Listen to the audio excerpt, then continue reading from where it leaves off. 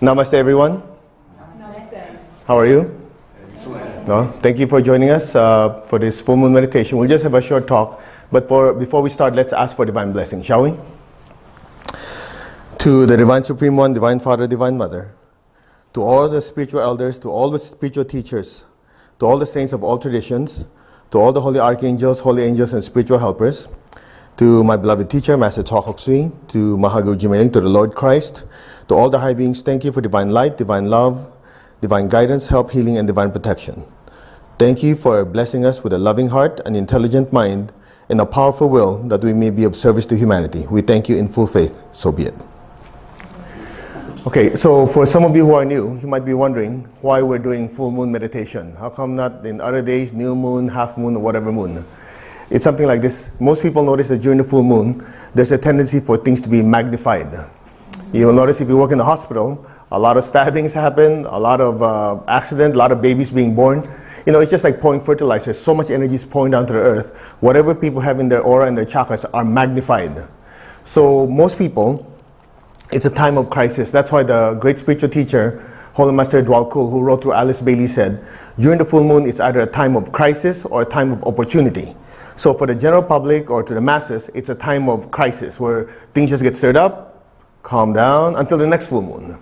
Okay, that's probably where they have this werewolf syndrome thing. Anyway, now to the spiritual practitioner, it's actually a great opportunity. So instead of being under like a faucet, you're under a waterfall. That's how much energy there is. So while for other people it's stirring you up and driving them nuts, in our case we take the opportunity to use that time to harness that energy and use it for meditation, use it to flush out stuff that we normally have difficulty removing. So there's this thing called principle of displacement. What principle of displacement means? The more energy that comes into our body, the more stuff it can displace. So during the full moon, there's so much of it, you might as well harness it so that it can use it to push stuff down. She can move so she can see. All right, so what we do with that time is we use it to flush stuff out. Then afterwards, we also use that opportunity to reconnect even stronger. Because if there's a lot of energy coming down, obviously there's a lot of energy that can also go up. The pipeline's bigger. Then the third part is we use that opportunity to bless our friends, our loved ones, and we also use it as an opportunity to help other parts of the world that we cannot be physically there to help. You know, because a lot of people don't realize prayer and meditation, at some point, it merges. It merges on the intention that you use. So most people, they think, if I'm praying, I'm sending a signal up. Well, when you're meditating, with the right kind of meditation, you're sending a signal up, simultaneously there's a response coming down. So during the full moon meditation, it's like the bandwidth, you know, it's wide. So instead of using your dial-up on your your computer, you're now on fiber. It's huge. So energy going up, going down is magnified many, many times. Now, we also use this opportunity to always share certain short teachings that my teacher has taught me. And a lot of you have heard of astrology, obviously. Now, that's not my expertise. I'll just share with you what was taught to me. It's called the principle of correspondence. You've heard this before, as above, so below. So it's something like this. I remember what my teacher, Master Cho, was saying. When a yogi is meditating, and his or her consciousness expands, it's like a camera that zooms out. So when it zooms out of the earth, out of the planets, out of the solar system, when he or she looks at the solar system from afar, instead of planets rotating around the sun, what actually they see are flowers, lotus flowers rotating around the sun. They are chakras. So if you really think about it, you and I are basically like cells in a gigantic being called Mother Earth. So each of the planets are actually chakras of a gigantic being called the solar god or the solar logos taught in spiritual teachings. That's why if you look at the Hindu tradition, they do what is called Surya Namaskar, salutations to the sun. They're not saluting the physical sun. You know, the physical sun is basically a fusion reactor. You know, you're not going to sit there and pray to a ball of light because it's God manifesting through the sun. So in the Egyptian tradition, they say Amen Ra. Okay? Now, So the whole idea is something like this: as above, so below. So each of the planets are connected to our chakras. Okay? So if you zoom out a little further, this solar system is part of many solar systems which are part of galaxies. So you have galaxies, you have constellations, so on and so on. At any given level, what happens there also affects us. Are you with me so far? For example, during the full moon, the moon is a heavenly body that affects the tides. It is also the heavenly body that is directly connected to your astral body or emotional body. Now you'll notice the tides go up and down. And what do emotions do? As we said, there's no such thing as a calm emotion. That's an oxymoron. It's a contradiction in terms. An emotion is constantly in motion. That's why if you have somebody who's very emotional, when things are quiet, they can't stand it. Right? When things are fine, oh, finally things are quiet. They got to do something to stir something up, to have a fight, an argument, some excitement. Because if a person's driven by the emotions, what happens? They look at the world through it. Okay? Not good, not bad. Everybody has their way of doing things. Now, in a few weeks, we're moving into what is called Libra full moon. Actually, we're still in Virgo. It's going to Libra. Now, if you look at the 12 constellations, they're divided into four sets. You have the four sets? Yeah. Each of them is connected to an element. So the one that's coming up is connected to the air element. So you have Gemini, Libra, and Aquarius. These are called air signs. All right? Now, we're not going to talk about the rest. We'll talk about that next time. So the question is, what is this with the air sign? It's something like this. The air sign has to do with the stimulation of the mental faculty. So when a person is very, very emotional, it's connected to water. That's why water goes like that. When it comes to air, if you look at the air, the particles are very separate. So it's just like the ability to have a sharp mind is to cut through a certain subject to be able to get to the essence. Okay? So that's connected what? The air element. Now, let's kind of break it down a little bit. So you have Gemini. What is Gemini? The twins. That has to do with duality. What is it? Duality. Okay? Duality can also be polarity. So it's something like you can have yin yang in the Chinese Chinese tradition. You have within the black there's a white, within the white there's a black. Okay? Then you have Libra. Libra has to do with the scales, having to balance things out. Then you have Aquarius. Aquarius is always, he's the one pouring stuff, right? So if you put it all together, we'll give you an overview, then we'll go to it in detail. So the duality is understanding two sides of any subject, to see how they complement, how they counteract, how they oppose each other. Duality. Then, as you understand the individual pieces, the purpose of Libra is to balance things out. It's just like we have children. Okay, you love them, but at the same time, you have to discipline them. You're trying to balance both sides. Then once that information is gathered, you already know it. Aquarius symbolizes the ability to take that concretized knowledge and share it and pour it out like teachings. That's the air sign. So let's start with Gemini. You see, the easiest way to understand it is the way Master Choa explains it in the book Spiritual Essence of Man, the Tree of Life. So in this teaching, he talks about two things. One is called complementary opposite, and the other one is called polar opposites. So let's start with the first one, polar opposite. So the first one, the polar opposite, the one on the top is the crown. Okay? The other end of it is the basic chakra. So these are called polar opposites, spirituality and materialism. They're polar opposites, but they actually work with each other. Now, the problem with something like this, a lot of people on the spiritual path, they always think there's a contradiction between spirituality and materialism. Actually, they support each other. They're two sides of the same coin. If you have good intentions, you want to start a healing center, you want to go out and help a lot of people, so on and so on, it's not free. Right? If you have a church, you have a temple, in order to keep it going, to be able to service the people who want to come in, who are searching for God, you have to have a venue, a place that allows them to do that so they can focus on the spiritual practice.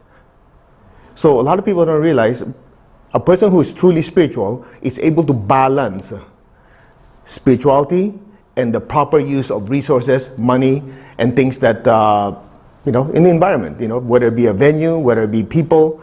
So spirituality and materialism, although they're opposites, polar opposites, they help each other, they work together.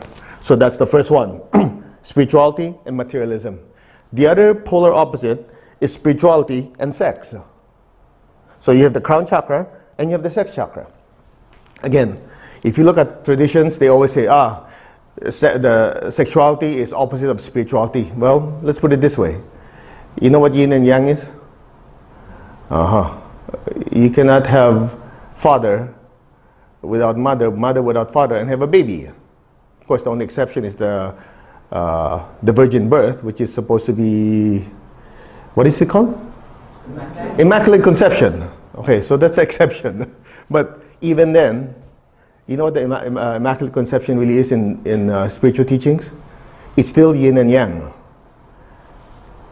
The woman is the form, the spirit is the energy. When spirit and the form come together, there's creation. So even then, it still did not break that law. But as far as we're concerned, without mom and dad, there's no you and I. You get my point? So sexuality and spirituality, they're actually connected. The process of incarnation or creation involves both. Now, to take it one step further, sexual energy has to be understood as the creative force. Now, this creative force, if you've been studying with us in Praniking and the different teachings of Master Chob, and also in the Kabbalah and different traditions, we know that this sexual energy is basically a power source. Now, this power source, as it moves to your chakras, has the ability to enhance certain abilities. So when this sexual energy, as it moves up in meditation to your heart, that sexual energy is converted to loving energy and energy of intimacy. When it moves up to your throat, it actually enhances your creativity in painting, in dancing, in writing. When it moves up to your crown, it actually allows you to experience a stronger divine connection. Okay, let me clarify. You know what a hydroelectric plant is? So you have water turning a wheel or whatever, a generator, right? So you have mechanical energy being converted to electrical energy. By the time it gets to your building, the light bulb turns it into light energy. By the time it gets to a speaker, it turns to sound energy. It started as a mechanical. The law of conservation of energy says what? Energy can neither be created nor destroyed, only transformed. In the same manner, that sexual energy, when properly transformed to the right chakra, can allow you to be more loving, more creative, and more spiritual. So although on the surface, they seem to be opposites, they are polar opposites, but they actually work together. So spirituality and materialism, and then what? Spirituality and sexuality. Okay? We're still dealing with Gemini. Now, we don't have time to do the whole thing, but there's another one I can share with you. That's from top and down. If you go side to side, one of them is the forehead, one of them is the Ajna chakra. Forehead is connected to intuition. That's why this is called the third eye. In between the eyebrows, this is the Ajna chakra, which is intellect. So if you look at it, throughout history, when people say, oh, they invented something, it's usually a combination of two things. They know something, but nobody ever taught it to them. What you call intuition is what? Direct knowing. Somebody knows something. How did you know? I don't know, I just know. How does the intellect work? A is equal to B, B is equal to C, therefore A is equal to C. It's understanding. Most discoveries are made not just with understanding, but a combination of intuition and intellect. So these are what you call complementary opposites. They work together in order for you to take something that is very subtle, something very, very, what's the word I'm looking for? Just a signal that comes in. You say, oh, you're walking down the street, and suddenly you go, I think I better call home. You say, on what basis? Nothing. You just know. And then you say, okay, I'll call home. Then you call home, you figured out, somebody at home needs help, so you have to do this and that. So you sit there and you go, how did that happen? Well, the intuition came in, then my conscious mind says, if I call home, they might need something. So if they need something, that signal came in, allowed me to go and do something to help them. In other words, you take something that's just purely a signal and make it happen. Intuition versus what? Intellect. Okay? So they complement each other. The next one, and from here we'll go into Libra, is loving kindness, which is the heart and the solar plexus. Now, this is called balancing loving kindness and severity. At any given time, you're doing that. So let's say the easiest one is your children. When they misbehave, what do? You love them, right? So you go, oh, I love my kid. But then again, if I don't discipline the child, they become spoiled brats. So in the back of your mind, you're going, I love you very much. At that age, I've probably done dumber things.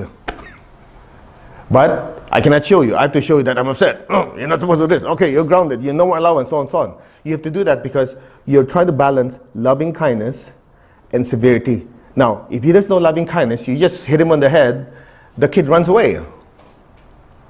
You're constantly balancing. It's just like a friendship. They say a friend will always be honest with you, but sometimes you think, well, if I tell him that their dress is ugly, his pants look like they're, going to fall off, he looks like a whatever, it's going to hurt the person's feelings so bad. You're being honest but severe. Then you go, well, if that's the case, is there a way for me to say it in such a way that you'll get the point across, but there's still love coating it? That dress, maybe it doesn't fit this occasion. In another occasion when there's nobody but just you, it fits. And those pants, it's a good thing to wear before we jump into the pool. You can take them off, In other words, you find ways, to balance severity and loving kindness. So just in this short time, we're trying to share with you that Gemini represents this duality, and it happens in all areas of our life. That by itself, just studying Gemini alone, could take hours of volumes of book, because you can go, okay, you want to balance your male energy and your female energy. You can balance your intuition and your intellect. The duality aspect can be studied further, but that has to do with what? Gemini. Now, once you gather that information, the ability to balance it is the energy of Libra. That's why Libra, you have the scales, right? So you're constantly taking the information you got, Libra balances it out. Now, this thing about balancing is something like this. In spiritual teachings, it's called discernment. Discernment. If you study the teachings by Alice Bailey, the Whole Master Dwalku, the Tibetan teacher to Alice Bailey, there are many requirements to be a spiritual disciple. The very first, quality that is needed is called discrimination. Now, unfortunately, a lot of people get stuck with words. The word discrimination just simply means the ability to separate what is and what isn't. Discernment. But people get stuck with words. For example, you heard the word manipulation. It sounds bad, right? Well, what do you do when you go to a chiropractor? What do you do with your spine? They manipulate your spine. You go to a massage therapist, they manipulate your muscles. But see, the problem is people get stuck with the word without understanding the meaning behind the word and its context. But if you read spiritual books, you have to be able to think on several levels at the same time. When the teacher says discrimination, it means the ability to discern, to discriminate what is good and what is not good. But that's not all. Libra says, once you know what is good and what is not good, choose what is good. So a lot of people that are Libra have a tendency to have sharp minds. They have a tendency to think, analyze, to the extent sometimes people find you cold. They say, why are you so ice cold? Why are you thinking the whole thing? You have to show some heart. Well, you say, I'm not being not loving. It's just I'm looking at it objectively to see what is the next course of action. Because you're constantly weighing. Clear? Now, a fault I've heard with Libra is something like this. Sometimes you want to make everybody happy, which it's a formula for disaster. Right? Yeah. If you want to keep everybody happy, before you know it, oh, if I make this one happy, she gets upset. And trying to make everybody happy, what happens? Exactly, you go nuts. Clear? So even at that point, the other elements have to be introduced. So sometimes you say, okay, I'm not really sure both of them are good. The energy of fire has to come in and says, we're going to do this. So that's why the different signs, air sign, fire sign, earth sign, water sign, they actually also work and complement each other. The talk tonight is just to focus on the air. Now, once you get the knowledge and study it thoroughly, the duality and how things work, and you're able to balance, Aquarius symbolizes the ability to take that information and share it. So when you already figure something out, you go, we have to do this in our life, we have to do that, do this. Once that knowledge is earned, what are you going to do it by yourself? Let's just say you found a cure for cancer. Oh, this is so precious. What do? Lock yourself in a room? Who's going to benefit? Nobody.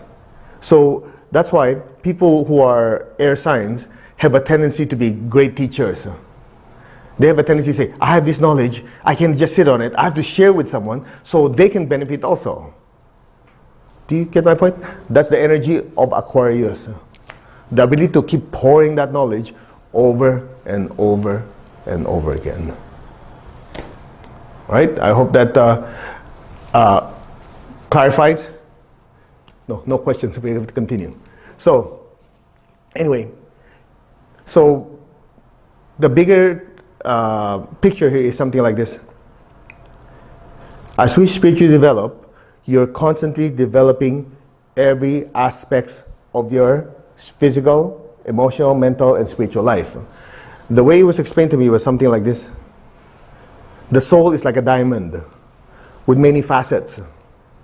So in one lifetime, you could be polishing or cultivating your mental faculties. The next lifetime, you could be polishing or cultivating your loving aspect. Next could be your material aspect. That's why some people, they're very, very spiritual, they have difficulty handling money. And you go, I'd rather be sitting in a monastery. Why should I have a family with all these responsibilities? You know why? You chose it. Because the soul constantly wants to grow. So in order to grow, it has to put itself in certain situations that forces those qualities to come out. It's just like if you're a businessman or a businesswoman now, you're good at numbers, you're very grounded and everything. Most likely, the next lifetime, you'll be a monk. Because at that time, you need to polish that aspect. And then before you know it, you say, okay, you got the money part down, you got the spirituality down. I need to learn how to relate to people. Next lifetime, you could be a nurse. You get the idea? So a lot of times people say, oh God, why me? Why this? Why that? You don't realize we make those choices. Before you incarnated, choices were made. And then there's the choice from the soul. There's also the individual choices that we do every day. So that's why I remember Master Cho was always saying, the law of karma, or what you heard in Galatians, what you sow, you reap. It's actually a spiritual technology to create your future and to navigate your future. So in other words, if this is what I want, this is what I plant. If I don't want this fruit, I better not plant the seed. And if this fruit is already coming out, I want a new fruit, I plant a new seed. So it's a way to create and navigate. I'll give you an example. Okay. Let's say, if I let go of this, it drops, right? It has the law of what? Gravity. So the law of karma is very, very simple. It's a law. You know what the law means? Whether you and I believe it or not, it's there. Our opinion don't matter. No, I'm serious. I don't believe in gravity. Try jumping off a building. You'll realize you're wrong. Okay? The law of karma is the same. You heard of people say, I don't believe in it. Okay, suit yourself. It's in every holy book. Anyway, here's the point. So, if I let go of this, gravity will allow it and make it hit the ground. If I don't want it to hit the ground, I have to introduce a new seed or a new force that will change its course. You get that point? That's what you call harnessing, not going against it. So what people don't realize is this law is actually wonderful. Because if you think about it, you have to think, okay, I want love. So what should I do? I should plant love first. Some people say, oh, nobody loves me, but they always sit by themselves. They don't talk to anyone. So you will expect you're so popular, somebody will just out of nowhere show up and say hi, hello, and hug you? You notice there are people who are very, their heart is very, very open. They like to talk to people. What happens? People like them because they first put the energy out. Same thing with money. Whatever you plant, you harvest, and so on and so on. Now, since we're on the subject of mental faculties, most of you have heard the saying, if you want to master a subject, you teach it. Why is it? It's also based on the law of karma. As you share and teach and enlighten people, as their mental faculties develop, you are karmically entitled to be enlightened and to know more. Literally, as St. Francis says, it is in giving that you receive. Now, some people said, oh, this is so precious, I'm not going to share. What are you going to do with it?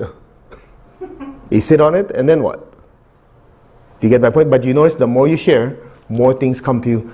This is how the law of karma works. So right now we're focusing on the intellect, the mind, development, mental faculty. But this applies to all the other science and all the other faculties. All right? So now that you're patient enough to listen to all this, let's meditate. Okay. Now, the meditation is actually divided in several parts. The first part, after the invocation, is you want to increase your spiritual connection more. Because if you want this energy poured through you, the wider the pipe at the start of the meditation, the more intense the meditation. Number two, after you've connected already, you want to allow yourself to experience, at least at a certain level, a connection of oneness with all. Okay, let me put it another way. Haven't you noticed when you meditate by yourself at home or compared to you're in a big group of like-minded people, it seems to be stronger when you're with a group? Because this spiritual pipe on top of your head, you know, they call it the spiritual antenna, Antakarana, middle pillar, heaven chi, descent of the Holy Spirit. Different cultures have their name for it. So when you're praying and meditating, this pipe increases in size. But when you're in a group, as everybody's pipe increases, it has a tendency to compound. So it's like we are all in one gigantic tunnel. That's why it's more intense. Clear? So anyway, without going into too much detail, after we connect, we affirm oneness, and then we use that energy to further clean our aura and chakras. We'll bless loved ones, friends, different places, and we'll practice on stillness. And from there, most of you will be gone, so there's no point in me telling you anything. I'll just let you experience it. Okay? So let's start, shall we? Press the center of your palms. Tap your heart center. Tap your crown. Okay? Danny, if you just listen, make sure the sound is okay. Just a quick check. All right. So that way the meditation. We good? All right. So open your palms. You can use your own words if you like. To the Divine Supreme One, Divine Father, Divine Mother. To all the spiritual teachers, to all the holy masters, to all the saints of all traditions and religions, to all the holy archangels, holy angels, and spiritual helpers. At this point, you can invoke whoever you like. I humbly ask the blessings of my beloved teacher, Grandmaster Chua Kok Sui, to his teacher, Mahaguru Jumeiling, to the Lord Christ, to the Lord Buddha, and all the high beings. Thank you for divine light, divine love, guidance, help, healing, and divine protection. Thank you for giving us this opportunity to be of service to humanity. We thank you in full faith. So be it. Now put your hands like this in prayer position. Okay? Just close your eyes. Keep your tongue on the roof of your mouth. Repeat with me in a low tone, or just do it silently. I am that I am. I'm not the body. I'm not the emotions. I'm not the thoughts. I am the soul. Okay, put your gentle attention on your crown now. I am the soul. I'm a spiritual being of divine intelligence, divine love, and divine power. I am that I am. I am the soul. Now be still. Allow your awareness to rise above your crown. I am the soul. I am that I am. Just be still. Allow your awareness to rise even more. I'm connected in one to my higher soul. I am that I am. Just be still. Be aware.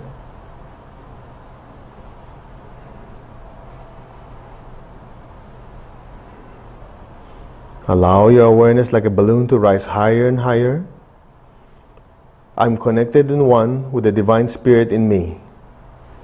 I'm a child of God. I'm one with God. I'm one with all. There's only oneness. I'm that I am. Maintain your stillness and awareness. Just listen to my voice. You're not the body, you're not the emotion, you're not the thoughts, you're the soul. You're a spiritual being of divine intelligence, divine love, and divine power. You're connected in one to your higher soul, the Atma in you. You're connected in one with the divine spirit, the divine spark, the Paramatma within you, the spark of God within you. You are a child of God, you're one with God, you're one with all, there is only oneness. Just be still. You are the true I am. Part of the gigantic, the universal I am.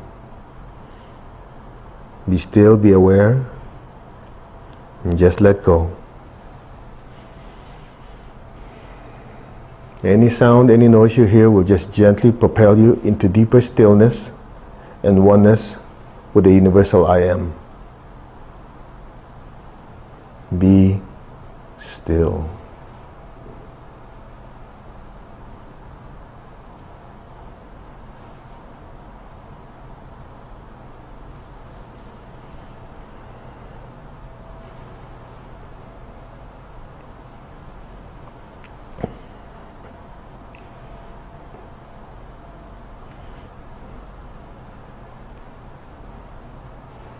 Maintain your stillness and awareness. In Sanskrit, there is this mantra that salutes the universal supreme I am, the supreme God. Just listen to it.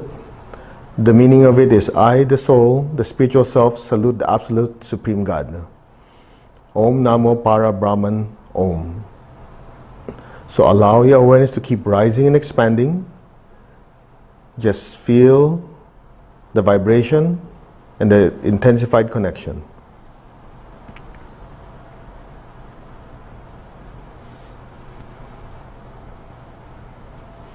Om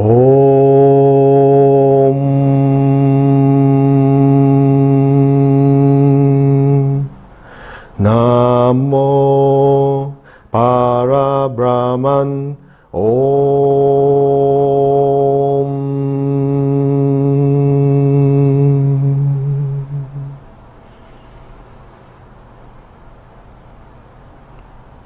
Just listen to it. Allow the inner vibrations to permeate your entire being. Just listen and follow silently. Om Namo Para Brahman Om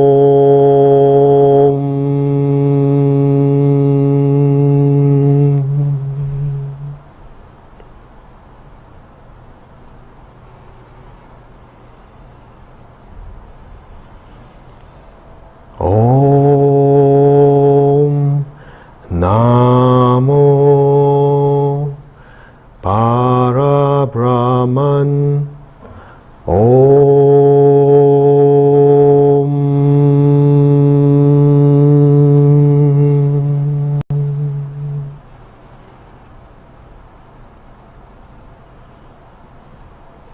Be still, be aware, and just simply let go. You may let your hands rest on your lap and just be still. Allow your awareness to go higher and higher above your crown and just let go.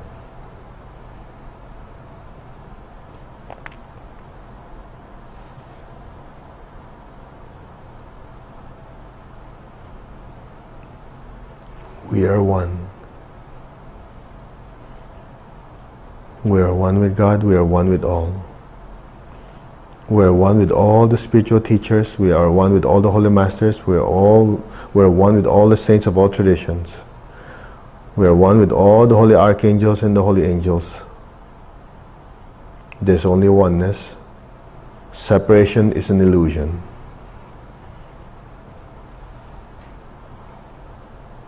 God is in everything, and in everything there is God.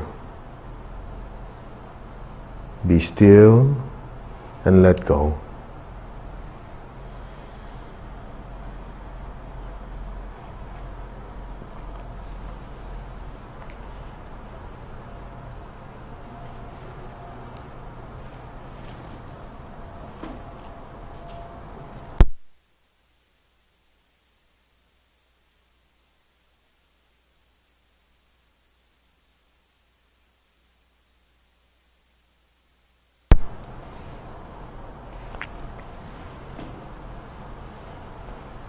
Maintain your stillness and awareness.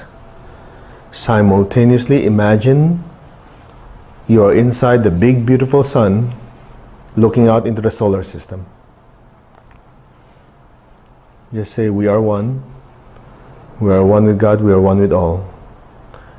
And in this oneness, we bring God's love to Mother Earth. So, as you maintain your stillness and awareness, gently raise your hands in blessing position. We will do the meditation twin hearts as taught to us by Grandmaster Chokok Sui, which is the human heart merging with the divine heart. So with your hands stretched in blessing, visualize the earth in front of you. Just silently follow. We will use the universal prayer of Saint Francis. Lord, make me an instrument of your peace. Wherever there's any hatred, let me sow divine love. Bless every person, every being on earth with peace and divine love. Where there's injury, let me sow pardon and forgiveness. You may say silently, to whoever I've hurt, in however I've hurt you. We are all growing and spiritually evolving. I've learned from my mistakes. Thank you for your forgiveness. And I forgive myself. To all who have hurt me, we are all children of God. We are all evolving and making mistakes. You are all completely forgiven. God's peace and love be with me. God's peace and love be with all of you. Go in peace. I forgive you. I release you. May you be blessed with inner peace, inner healing, and spiritual development and spiritual maturity. Namaste. I forgive you. I release you. That is the deeper meaning of the prayer when St. Francis says, where there is injury, let me sow pardon and forgiveness. Where there is doubt, let me sow faith. Where there is despair, let me sow hope. To all who are suffering, may they be blessed with hope and faith and a better life. As these blessings are flowing through us as one, we are just the instruments. Allow the blessings to pour through the Middle East, through Syria, Afghanistan, Iran, Iraq, Africa. People who are being hurt in the floods in Colorado. In certain parts of India, China, there's still lots of floods. Wherever you know that they're having calamities, may God's peace, love, and blessing pour through these areas. Let there be hope and faith and a better life for all these people. Say, so be it. With God, all is possible. So be it. Now think of some of your friends and your loved ones who are having difficulties in life. Shower them with beautiful light, with beautiful pink light. May they be blessed with a new hope and a new faith and a better tomorrow. So be it. Where there is darkness, light, sadness, joy. Let every person, every being in the entire earth, without exception, be blessed with divine peace, divine love, with a spirit of forgiveness, with hope and faith, with light and lots of joy. So be it. So be it. Now from your heart, raise your awareness as you inhale, up, up, up to the crown, and exhale. And stay there. Be aware of your crown and your hands. Allow the golden light from your crown to just flow through you, through your hands, towards the entire earth. From the heart of all-loving God, through my soul, through my entire being, let every person, every being on earth, without exception, be blessed with love and kindness. Let all be blessed with great joy and happiness, with understanding, harmony, and divine peace. Bless your family, the people you work with, the city you live in, the country you're at, the country you're from, the entire earth with peace, with love, and with kindness. If there's someone you're having difficulty with, not getting along, imagine them in front of you. Shower them with God's love, peace, and understanding. So be it. Flood them with massive amounts of golden light. May their heart open, may their crown open, may they be spiritually connected or reconnected. So be it. Can you feel the energy flowing through you? Just in your mind, repeat, we are one, so the energy continues to pour as one. Now, to make the blessing more powerful and loving at the same time, put your gentle attention on your heart and your crown at the same time. Your heart and crown chakras are glowing with beautiful golden light. Let this golden light just pour through you to the entire earth. From the heart of God, through my soul, through my entire being.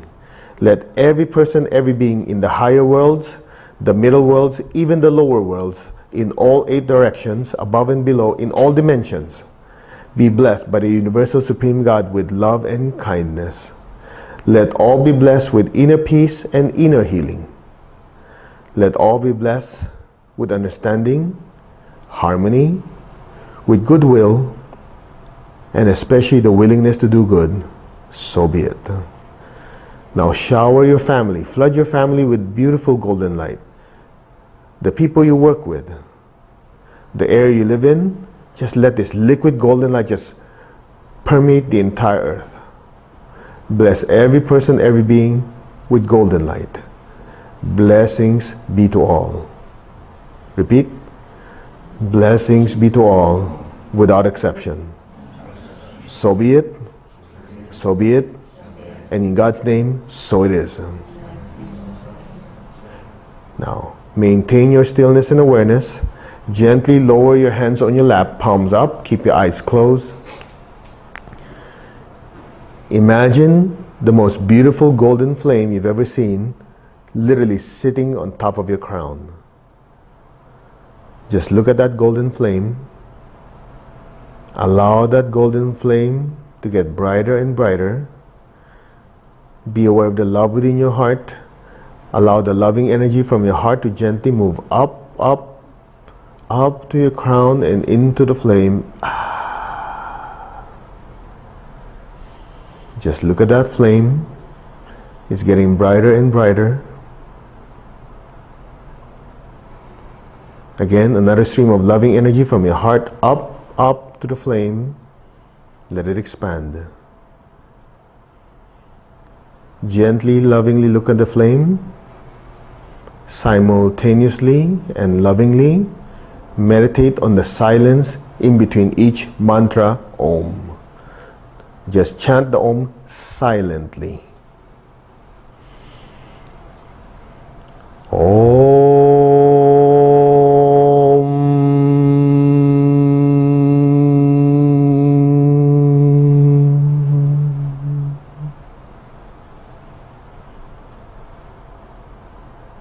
Be aware of the silence and the beautiful golden flame.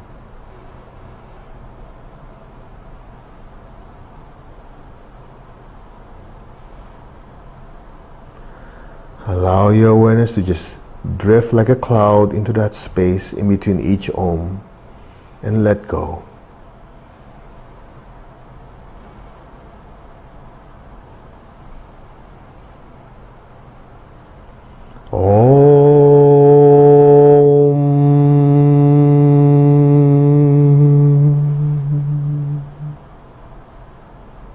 Let go.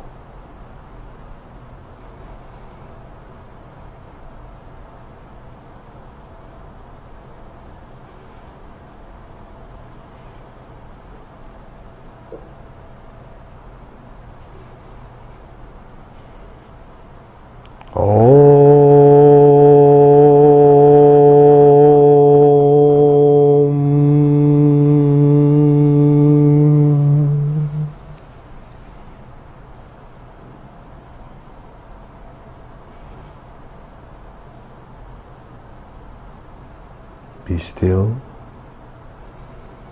be aware, and just simply let go.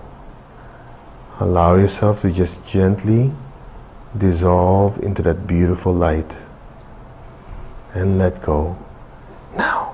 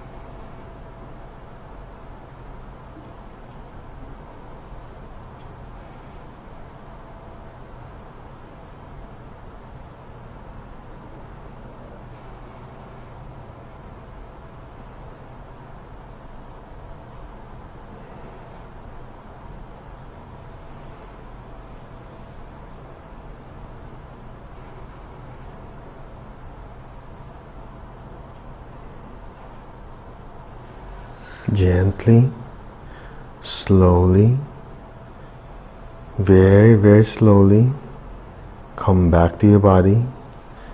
Gently move your fingers, gently move your toes. Slowly and gently come back to your body right now. Take your time. Raise your hands once more in blessing position. We will use all this energy that we've accumulated to bless our loved ones and our friends.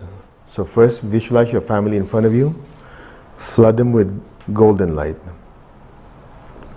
May all of them be blessed with good health, happiness, prosperity, and spirituality. So be it. Your job, your career, may it be blessed with success, with progress, with advancement and prosperity. So be it. We are from different parts of the world, and many people are watching from all over the world. For whoever you are, visualize your country in front of you. May it be blessed by God with divine love, divine joy, with abundance, with prosperity, but most of all, with spirituality. So be it. Let all be blessed unconditionally and without exception. So be it, and so it is. Now, as we always do after every full moon meditation, you can imagine all your projects that you want to be successful in front of you. Or some of you who are prepared, you're welcome to pull out your goals and aspirations that you've written out. The ones who've taken Kriya Shakti, pull it out in front of you. The ones who are watching, a lot of you know this already. That's a routine we always do. The purpose of it is to harness all these energies to bless different projects and different parts of our life. So the ones who are new, just imagine them in front of you. With your hands raised, everybody repeat with me. We are one. We are one with God. We are one with all. So be it. Okay. Now, as if we affirm this oneness, just focus on your hands, on your projects flooded with golden light. Could be relationship goals, could be school, could be work, could be health. Just visualize things working out, doing well, flooded with beautiful golden light. With God, all is possible. Continue blessing all your projects. Take this opportunity with all this energy to flowing through us to bless these projects to be super successful. Think of your family, your friends, people who might need a job, people who might need relationship healing. Just flood them all with golden light. May God's blessings just literally spread everywhere. Keep going.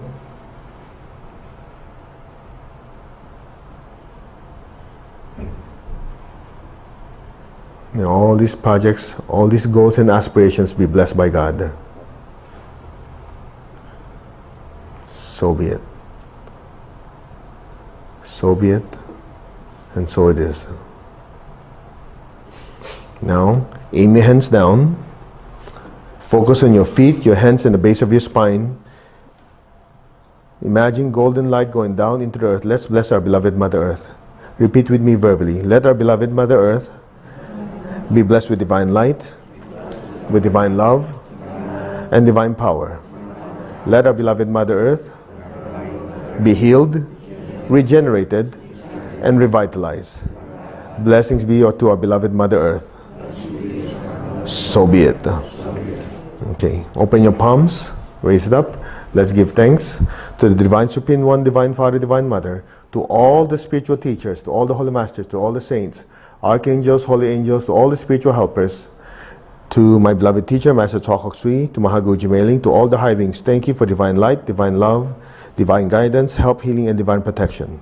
Again, thank you for this wonderful opportunity to open our hearts, our minds, our souls to God's love, peace, and compassion, and allowing us to share it with the entire earth. We thank you in full faith. So be it, and so it is. Amen. Amin. Om. And so it is. All right, you may open your eyes. Is everybody okay? Did you guys survive? The ones who are watching, I hope you survived. Anyway, thank you for joining us. I have to talk to the people inside the little hole called the camera. Thank you for joining us. We do this every month. I hope that you stay online and always take advantage of all these classes and meditations and things that we have online. It keeps us energetically and spiritually connected. Another thing to remember, we always encourage people, when you do meditation, that's spiritual service. But it has to be also physical service. Either you go volunteer at churches, at homeless shelters, and as they say, put your money where your mouth is. If you really want to serve, use your money to give money to charity to help people in need. You know, a lot of people say, oh, I'm very spiritual, but they never lift a finger, not a dollar to help other people. Maybe that part needs to be strengthened. Anyway, the ones who are watching, please leave us some feedback on how you like it. If you didn't fall off your chair, hopefully. So, everybody just say hi, hello, say namaste. Okay, all right. So we're signing off. Namaste, everyone. God's blessing be to all of you and your families. Namaste.